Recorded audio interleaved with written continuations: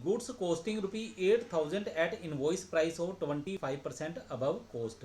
ए ने बी को कंसाइनमेंट के ऊपर गुड्स भेजी 25% ज़्यादा लगाकर, ठीक है। कॉस्ट कितनी थी 8,000 रुपया, और जो अधिक मूल्य लगाया वो कितना है 25%। 8,000 का 25% करो कितना आ जाएगा 2,000 रुपये, ठीक है। 8,000 गुणा 25/100, तो ये 2,000 आ गया। तो इसका मतलब है कंसाइनमेंट का मूल्य आ गया 10,000 रुपये। On the same day A paid non recurring expense of ₹800। उसी दिन ए ने खर्च किया 800 रुपया।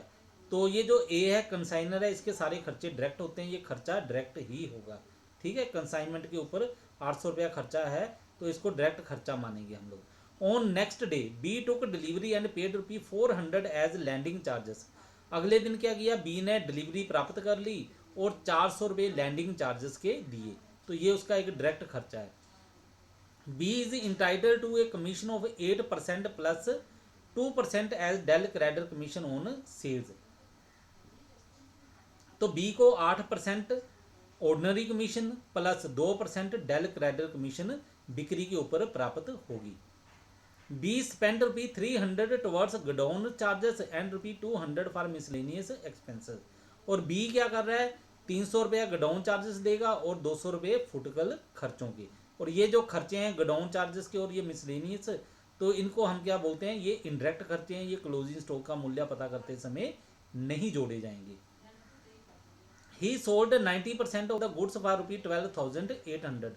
उसने क्या किया 90% गुड्स 12,800 रुपये में बेच दी, ठीक है। तो इसका मतलब बाकी कितनी बच गई 10%, ठीक है। 90% बेच दी तो इसका मतलब 10% का स्टॉक जो है हमारे पास बच गया। हाफ ऑफ विच व क्रेडिट सेल। ये जो सेल की है 12,000 रुपये जो है वो क्या है, वो क्रेडिट सेल है, यानी कि उधार में की है। तो उधार में सेल कितनी आ गई 6,400 रुपये, और बाकी का जो 6,400 बन गया वो क्या है, वो कैश सेल्स है। ₹700 could not be realised from a customer and subsequently became bad debts. तो 700 रुपया जो था वो कस्टमर से प्राप्त नहीं कर सके और उसको बाद में क्या ट्रीट किया गया, उसको मान लिया गया कि ये बैड डेट्स हैं।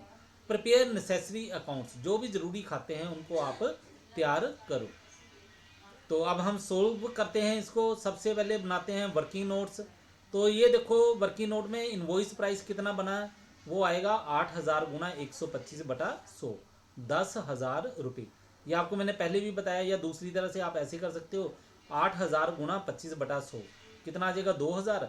8,000 प्लस 2,000 ये आ गया 10,000 रुपये।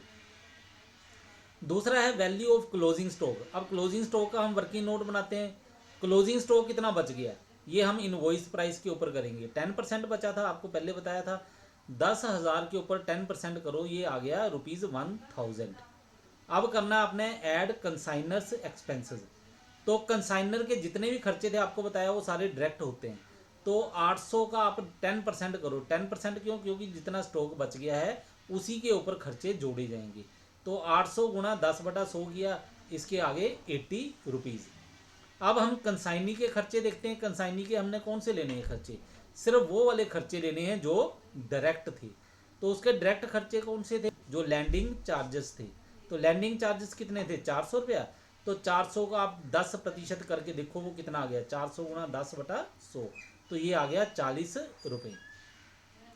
तो अब आप ये जो क्लोजिंग स्टॉक है इसका मूल्य लगाओ, ये कितना बन गया 1,000 प्लस 80 प्लस 40, 1,120 रुपये जो है ये आपके पास आ गया क्लोजिंग स्टॉक का मूल्य।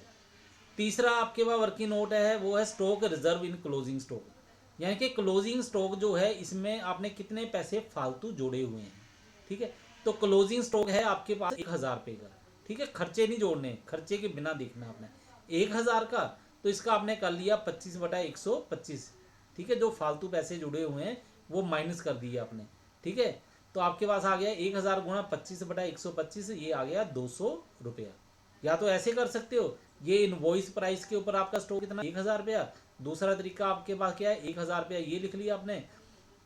फिर कॉस्ट प्राइस के ऊपर देखो, कॉस्ट प्राइस कितना था 8,000 रुपये था, उसका 10% किया कितना आ गया 800 रुपया। 1,000 में से 800 रुपया माइनस कर दो, आपके पास आ जाएगा 200 रुपया। अब उसके बाद है profit included in goods sent on consignment. ये जो कंसाइनमेंट में गुड्स भेजी उसमें ज़्यादा पैसे कितने जुड़े हुए हैं, ठीक है, प्रॉफिट कितना जुड़ा हुआ है, फालतू पैसे कितने जुड़े हुए हैं, वो आप देखोगे वो हैं 2000 रुपये। 10,000 गुना 25/125 करके, या फिर आप दूसरे तरीके से कर सकते हो 10,000 माइनस कॉस्ट कितनी थी 8,000, 10,000 में से 8,000 माइनस किया 2,000 रुपये। इसके नेक्स्ट हम बनाते हैं अब जो मेन सोल्यूशन है इसका, वो है कंसाइनमेंट अकाउंट। कॉलम वही है पर्टिकुलर्स अमाउंट पर्टिकुलर्स अमाउंट। तो पर्टिकुलर्स में सबसे पहले आ गया to goods sent on consignment account, 10,000 रुपये की गुड्स भेजी, बताया हुआ है आपको। टू कैश अकाउंट 800 रुपया, ये किसने किया, कंसाइनर ने खर्चा किया 800 रुपया, वो हमने लिख दिया।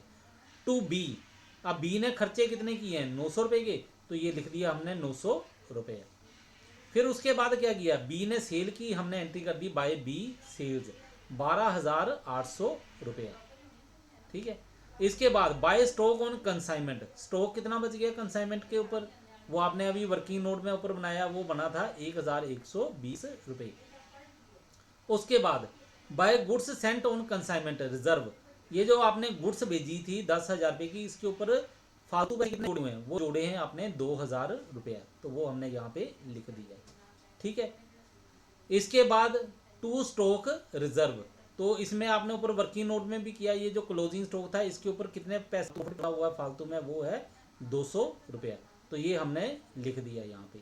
अब बैलेंस करो, आपके पास आ जाएगा to profit and loss account, profit आ जाएगा 2,740 रुपये, ठीक है। ये अकाउंट बनाना होता है, यही जरूरी है हमारे लिए ज़्यादा।